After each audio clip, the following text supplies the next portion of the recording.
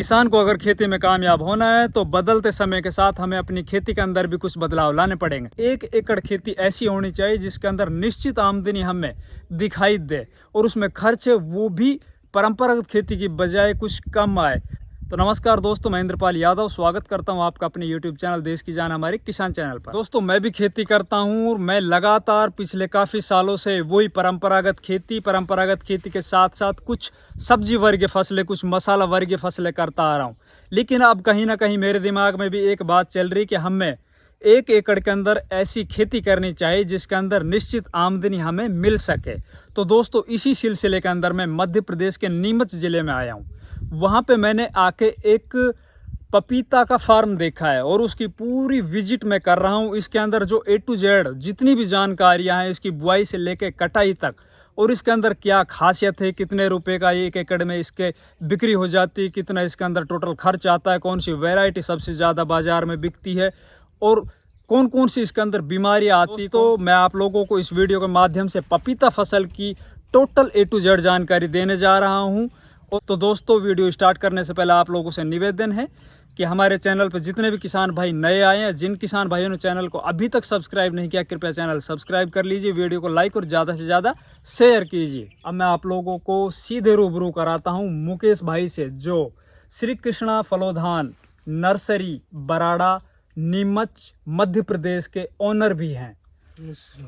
तो भाई, सबसे पहले आप मुकेश जी अपना और अपनी नर्सरी का पूरा टोटल इंट्रोडक्शन दीजिए। सर, मेरा नाम मुकेश बैरागी है और मेरी नर्सरी का नाम श्री कृष्णा फलोद्यान बराड़ा है। मैं गांव बराड़ा से हूं, जिला नीमच है और तहसील जावद, MP मध्य प्रदेश में है।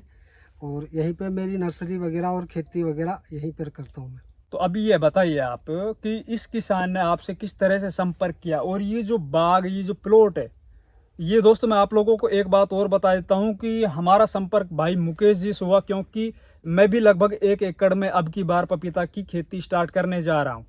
तो मैं जब भाई मुकेश से मिला और इनसे बातें की तो मैंने इनको बोला कि भैया, जब तक मैं आपके लगाए हुए बाग को अच्छे से देख ना लूँ, उसका अवलोकन ना कर लूँ, किसान से ना मिल लूँ और इसके अंदर किस तरह से क्या कुछ मैनेजमेंट करना होता है, तब तक मैं कोई स्टेप आगे नहीं उठाऊंगा।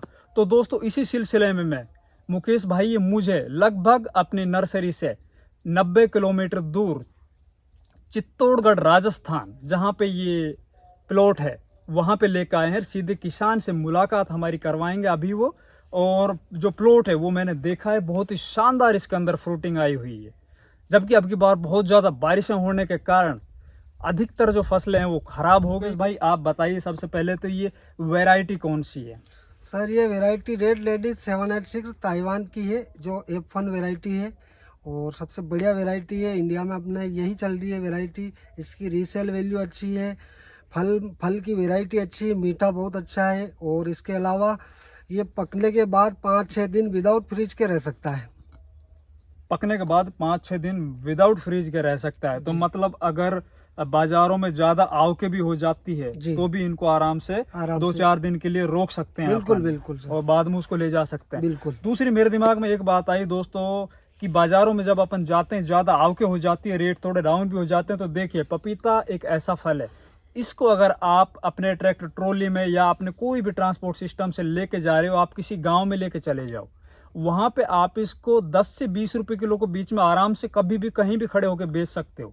इसके अंदर बिक्री करने में कोई किसी तरह की हिचकिचाहट नहीं। जबकि अभी हम देख पा रहे हैं कि जितना उपयोगी इसका फल है, उससे कहीं ज्यादा इनके जो पत्ते हैं ये उपयोगी होते जा रहे हैं। क्योंकि जैसे जैसे डेंगू फैलता जा रहा है, तो जो प्लेटलेट डाउन होती है बुखार की वजह से, डेंगू की वजह से, तो डॉक्टर भी इसको रेकमेंड करते हैं इसके पत्ते को, रस को पीने के लिए।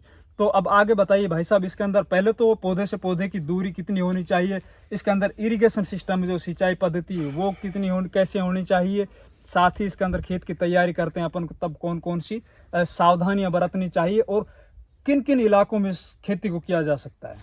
सर, अगर ये फर्स्ट तो अपनी खेत की तैयारी बताऊं मैं आपको, तो खेत की तैयारी में तो जैसे अपनी फरवरी मार्च के बाद जैसे अपने खेत खाली हुए होते हैं फसलों से, उसके बाद इसकी खेत की तैयारी में अपने को कल्टीवेटर से अच्छी तरीके से हकाई करवानी है। और ज़्यादा कड़क खेत हो तो पलटी प्लाउड करना है। उसके बाद या आप दो चॉइस से कर सकते हो, या तो नाली पद्धति से कर सकते हो या फिर ड्रिप इरिगेशन से कर सकते हो। इसके अंदर खेत की तैयारी में आप जैविक खाद और गोबर की सड़ी हुई खाद जितना उपयोग करोगे उतना अपने को भविष्य में अच्छा फायदा है। प्रॉफिट सबसे मतलब दूसरे खाद के मुकाबले जैविक खाद और देसी खाद सबसे कारगर चीज़ है इसमें।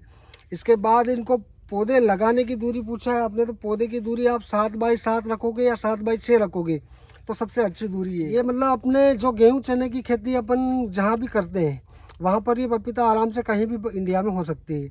इसके अलावा आप फरवरी मार्च में इसका प्लांटेशन करें, पौधा आप खेत में लगाएं और उसके 2 से 3 महीने में फ्लावरिंग शुरू हो जाएगी और 6 महीने के अंदर इनके फल दिखाई देने लग जाएगा। जैसे इनमें कुछ पौधे हैं 6 मतलब जिनमें ये फल दिखने लगा है ये, तो उस हिसाब से 6 महीने में फल दिखाई देने लगेगा, 8 महीने में पकना शुरू हो जाएगा और 8 महीने के बाद 4 महीने तक इसकी हार्वेस्टिंग चलेगी। कुल मिला के 12 महीने की खेती है ये और इसमें हमारी पूरी देख रेख रहती है, पूरी जानकारी लेते हैं हम, हर महीने जाकर विजिट करते हैं। क्वालिटी की 100% गारंटी रहती है हमारी।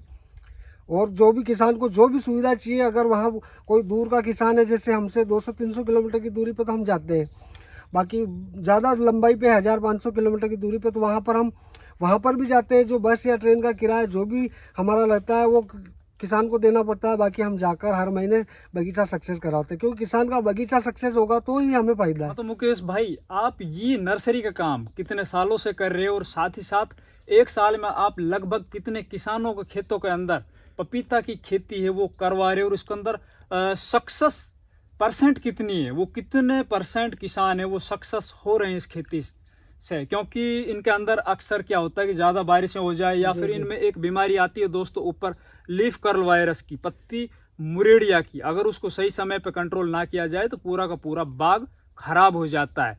तो मुकेश भाई, इसके बारे में और अच्छे से जानकारी दीजिए, किस तरह से आप इस बीमारी पे कंट्रोल पा रहे हो और कितने किसानों की जिंदगी को आप बदल रहे हो?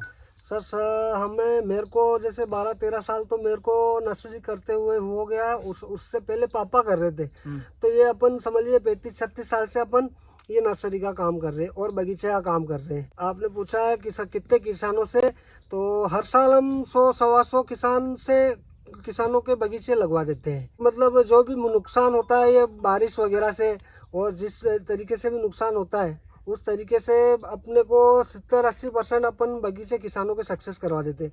और जो 30-40% ये नहीं सक्सेस होते हैं तो ये कुदरत के हिसाब से, जैसे बारिश ज़्यादा हो गई, पाला गिर गया, ओले गिर गए, या किसान की मेहनत के ऊपर भी असर करता है। कोई ताइवान रेड लेडी ताइवान है तो इसका मतलब ये नहीं कि अपन मेहनत नहीं करेंगे, मेहनत के ऊपर ही फल मिलेगा अपने को। लीफ कर्ल वायरस के लिए तो हम सबसे पहले किसानों को पौधे लगवाने से पहले यही समझाते हैं कि आप खरपतवार नहीं होने दे अपने बगीचे में। खरपतवार होगा तो लीफ कर्ल वायरस होगा, और उसके बाद भी अगर होता है तो हम हर महीने जाकर बगीचा चेक करते हैं, उनको इंसेक्टिसाइड वगैरह बताते हैं और उसका पूरा रोकथाम बताते हैं। वो ना आए उसके लिए हम इंसेक्टिसाइड वगैरह फंगिसाइड पहले से भी स्प्रे करवाते हैं। ये है इसका तोड़। हाँ, तो मुकेश भाई, हमारे देश के अंदर अगर किसी भी कोने से, देश के किसी कोने से किसान पपीता की खेती करना चाहे और इसका प्लांट लेने का इच्छुक हो वो, तो किस तरह से ले और 1 एकड़ के अंदर लगभग कितने प्लांट की आवश्यकता पड़ती है, ये सब जानकारी आप एक बार और दे दीजिए हमारे चैनल पर। किसान भाइयों, मध्य प्रदेश के नीमच जिले में और तहसील जावद और गांव बराड़ा में मेरी नर्सरी स्थापित है, श्री कृष्णा फलोद्यान बराड़ा के नाम से। वहीं पर आपको पौधे मिलेंगे। किसान भाइयों, 1 एकड़ में 6x7 की दूरी से 800 से 900 पौधे लगेंगे। तो दोस्तों, मैं आप लोगों को बताना चाहता हूं कि जो भी किसान भाई हमारे देश के अंदर पपीता की खेती करना चाहता है, 1 एकड़ के अंदर मुकेश भाई के बताए अनुसार लगभग 800 से 1000 प्लांट्स की आवश्यकता पड़ेगी। और आप लोगों को अगर पपीते की नर्सरी के प्लांट्स चाहिए, पपीता नर्सरी के पौधे चाहिए, तो मध्य प्रदेश के नीमच जिले के पास में बराड़ा गांव है, जहां पर श्री कृष्णा फलोद्यान के नाम से इनकी नर्सरी स्थापित है। आप वहां पे जाइए। तो दोस्तों, अब हम मिलाते हैं इस प्लॉट के मालिक लीला शंकर जी किसान से। तो लीला शंकर जी, आप सबसे पहले ये बताइए, आपने ये पौधे हैं वो कहाँ से प्राप्त किए? ये बराड़ा से। बराड़ा से नीमच जिला में पड़ता है। श्री कृष्णा फलोद्यान नर्सरी से। हाँ। आप ये और बताइए, आप ये पौधे लेकर आए थे, जो आपसे क्वालिटी बताई गई थी रेड लेडी 786 F1, वही है ये? हाँ जी, वही है। अच्छा, आप साथ साथ में ये बताइए कि जो नर्सरी के मालिक हैं मुकेश जी, वो बताते कि हम हर महीने जहाँ पे भी ये खेती कराते हैं उनके प्लॉट के अंदर विजिट करते हैं, उसको देखभाल करने के लिए आते हैं, कोई बीमारियां तो नहीं आ रही। तो आपके खेतों के अंदर ये मुकेश जी आ रहे हैं? हाँ बिल्कुल आ रहे हैं। तो आपकी फसल अभी एकदम साफ सुथरी बढ़िया है?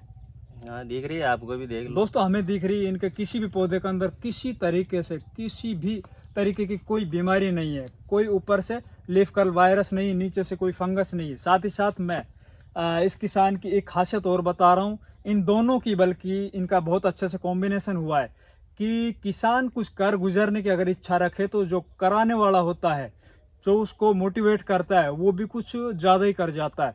अधिकतर किसानों ने इस एरिया के अंदर जो सिंचाई पद्धति थी वो अपनी यूं ही खुली फ्लड इरिगेशन, नीचे से पानी छोड़ो और चलने दो, तो अधिक ज़्यादा बारिश होने के कारण अब की बार यहाँ पे बहुत से जो बाग थे वो खत्म हो गए। लेकिन लीला शंकर जी का बाग है वो एकदम सुरक्षित बचा हुआ, कारण इसकी जो सिंचाई पद्धति है, मैं आप लोगों को दिखाता हूँ। देखिए लीला राम जी, ये आपने ड्रिप लगाई थी इसके अंदर, है ना?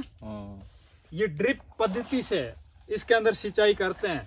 और जब बारिश का टाइम आया तो उस वक्त इसने इस पे बेड बना दिए थे, पौधों के आसपास में मिट्टी चढ़ा दी थी, जिससे कि पौधा है वो हवा की वजह से, बारिश की वजह से नीचे ना गिर पाए, और जो पानी होता है बारिश का लगातार भरने से जो इनके तने के अंदर जो फंगस आती है, गड़ के जो पौधा खत्म होता है, गिरता है, वो ना हो पाए।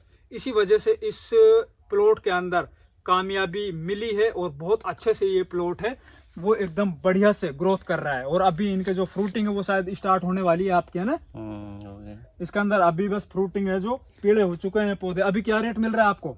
ये 15 का 15 रुपए किलो का रेट इनको मिल रहा है। तो एक पौधे से अगर इसके अंदर अपन लगाएं, पूरा ये जो फल है ये पूरा मेच्योरिटी पे पकने के बाद 1 क्विंटल के लगभग हो जाएगा इसमें, एक पौधे में समथिंग समझ लो 10-15 किलो ऊपर नीचे हो जाएगा। 10-15 किलो ऊपर नीचे। दोस्तों बता रहे हैं कि 1 क्विंटल के लगभग ये हो जाएगा। 15 किलो का अभी रेट मिल रहे हैं, तो आप समझ लीजिए आगे जाके 10 रुपए किलो का भी रेट मिलेगा, तो भी इसमें कोई नुकसान नहीं है। तो लीला शंकर जी की तरफ से इस प्लॉट के अंदर ओके रिपोर्ट है। अब हम पपीता की खेती कर सकते हैं।